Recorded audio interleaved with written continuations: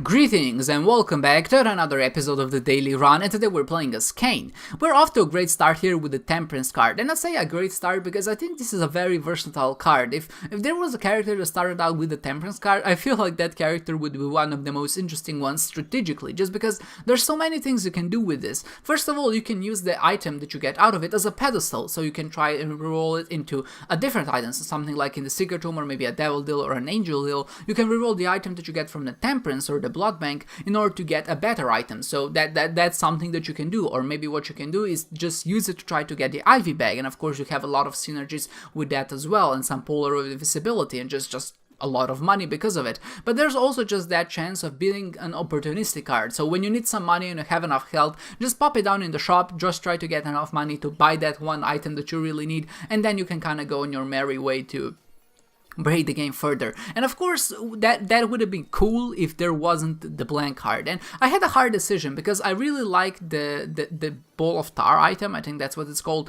because it's great. It slows everything that is kind of following you. You leave a creep behind, and it's great against enemies who charge you, and I feel like those enemies are the ones that typically hit me the most, so it just felt right. But I had 3 bombs at that point, so I decided I'm gonna re-roll it. Maybe I get something better out of it. I'm not just gonna stick to the first decision, just in case if there is something better out there. And of course the second item was the blank card, and the blank card plus the Temperance card is just enough to break the game in itself, because first of all, the Temperance card, or at least because you have the blank card, you can spawn so many blood banks that you're pretty much guaranteed to get both the Ivy Bag and the blood bag. Yeah, that's what it is. And the blood bag of course then gives you health, and because of health you can essentially play 4 or maybe even more machines for the price of a half a heart, which means you have an infinite source of money. And especially if you get something like a restock machine, or maybe even just regular restock, with a shop and a blank card and a Temperance, you can break the game just that easily. And I knew where this run was heading, and I wasn't too excited about it.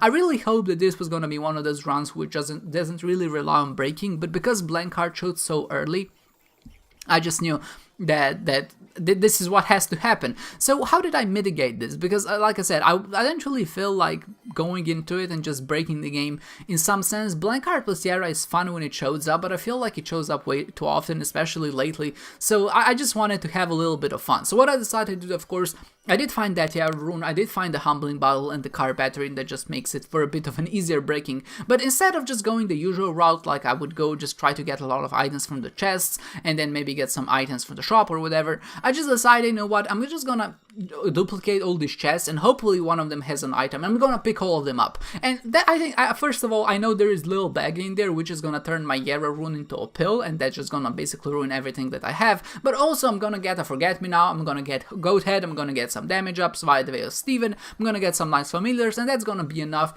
to kind of make the run a little bit more fun. And I think that's definitely what I achieved. Because I also had Goat Head, and because I didn't take the Devil Deal, I was also able to visit some of the Angel Rooms, which kind of gave me more points on that sense. But I hope that maybe this run was strong enough that I would be able to be fast enough in order to get to Boss Rush. And if there was a breaking opportunity later on, I just figured I'm gonna take that instead. But as it is now, I was just kind of satisfied with the run. I ditched the blank card because first of all, I have a little baggy, it really doesn't have any use.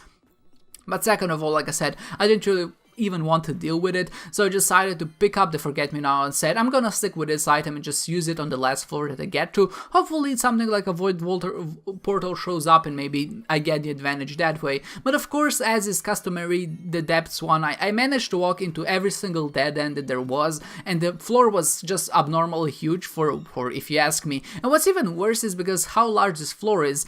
If you compare the size of this floor that I'm on, which is Caves 2, I think, or maybe even the Depths 2, no, the Depths 2 is later, the 4th floor, essentially, it was as big as Womb or Utero 2, which is just ridiculous. I don't know why they make this floor so big, and I didn't even have any curse on it, which just makes it even weirder, but I just don't understand how the floor generation works sometimes, because it feels like the floors are way too big for their own good, and I just managed to miss boss rush because of it sometimes. Of course, it was entirely my fault because I took a lot of time just breaking and duplicating those chests, but I wasn't too worried. I figured even if I miss boss rush, I still have this trick, or maybe I have a trick up my sleeve, the Ace of Spades, which I can use, and that's of course the Forget Me Now, which will allow me to get some additional exploration bonus. Of course, when the jar shows up the second time, you know that there is some breaking about to happen. Because first of all, the universe is telling me that this is supposed to be a breaking run. It gives me blank card plus Sierra. I kind of screwed that.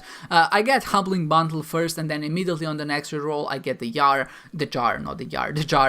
I just said I'm not gonna pick it up. I don't feel like breaking with a jar right now. And then I found another jar in another shop. So I just said, you know, if the universe wants me to break the game, I'm gonna do it. I didn't break the full way, so I didn't kind of cap out my maximum amount of points. And the main reason for that was, first of all, I thought that there was gonna be enough drops because I had the sack of sacks, the mystery sacks, I had the sack of bombs and coins and whatnot, and I just figured I'm gonna get enough consumables passively that it will kind of reach that Shrek limit, or at least that soft limit that exists. And I think it did. I think I made the right choice. But also the second part was that I did break for like 2 or 3 minutes, but I didn't want to invest too much time into it because I was still trying to get to Harsh as fast as possible. And I feel like I could have made it if I just didn't make some bad turns, which is again customary in my case. I just happened to make and go into every single dead end. I think quite unlucky with the rooms I've gotten. Just some rooms that had a lot of hosts in them, and also those rooms which basically lead nowhere, and that just did leave me in a pretty bad position, and I was unable to catch Harsh as well in this case, which was again another shame. I knew that people were gonna get to Boss Rush and Harsh and they were gonna break the game just because of how apparent this breaking is. Even if you don't find blank card plus Sierra, I think you can still get the Humbling Bundle and the jar on that second floor. And of course, if you don't have blank card, you can just take the jar and just keep it with yourself, and that's pretty much what you have to do in order to get a high score in this one. I don't know how this daily went if I didn't have all these items. It was definitely a strong run because of the items that I picked up, and thankfully it was a really fun one, but I really do figure how the run was overall. I think that some people found a Mom's Knife in the Caves 1 shop, or not the shop, but the Devil Deal, which I couldn't find, or it wasn't there for me, which is a bit odd. I mean, it's not odd because I got an Angel Deal, which makes sense, but then again, I didn't pick up the items in the second Devil Deal because I felt like I didn't need them. I felt like I had the blank card and the Temperance, and I just felt like this is gonna be enough. So I guess if you did take that first Devil Deal, you're pretty much set with the with the jar and the Humbling Bundle, which doubles your hearts, and that allows you to break, of course. And with the Mom's Knife from the Caves 1, you're pretty much fast and strong enough to get the Harsh and Boss Rush at the same time. I still don't regret anything. Sometimes I feel like I need to show you just how good pills are, and maybe this is the run to do it, even though they really weren't super helpful. But I can see Forever pills were nice because I didn't have to waste my bombs in order to find those secret rooms, and of course my time as well, which just did allow me to go with things just a little bit more smoothly. Not thankfully, but I guess I wish there was a bit more to this run just because of how much shenanigans were going on. I hope that I would find some fun items and synergies in the chest, but sadly chest didn't really show up, even though I thought my luck was quite high. I just didn't get a lot of items, which is again a bit of a shame, but really, what can you expect in some cases? There's so many items in the game that it's hard to get those specific synergies. I really was looking forward to just getting something really crazy, but what can you do?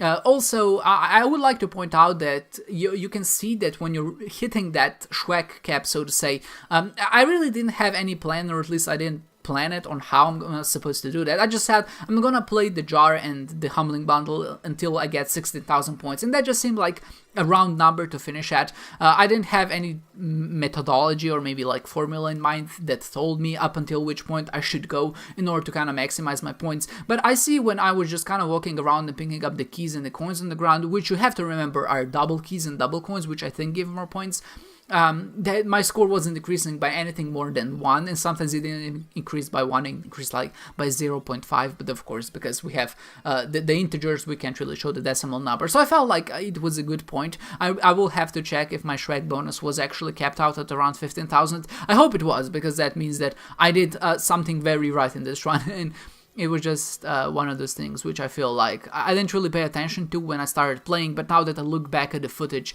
it just gives me an idea of maybe how much further I should have gone, or maybe I could have stopped earlier with the jar, so I didn't really have to go as hard. But thankfully, in the end, we did get at least some synergies here. I got Cricket's body, and there were just super shiny things on the ground. I really like the effect from from the red coins and the golden coins, and they just kind of intertwine, especially when they split up and there are some razors thrown into there, and it just deals a lot of damage, just lots of coins. It was great fun. And yeah, my strike bonus was 14,400, which means I was pretty close to the cap. I can't be too upset by that, so I did make some of the right decisions along the way. My expression bonus was also quite high. My damage penalty was, I feel like, a bit too high. I got hit early on, which was a bit unwarranted, but thankfully at least I didn't get hit too many times for at least how much I've explored. Overall, a very decent and enjoyable run, which didn't have really that much going for it past a certain point, because I just felt like I'm not gonna put any more thought and strategy into this. I'm just gonna have fun and go through it,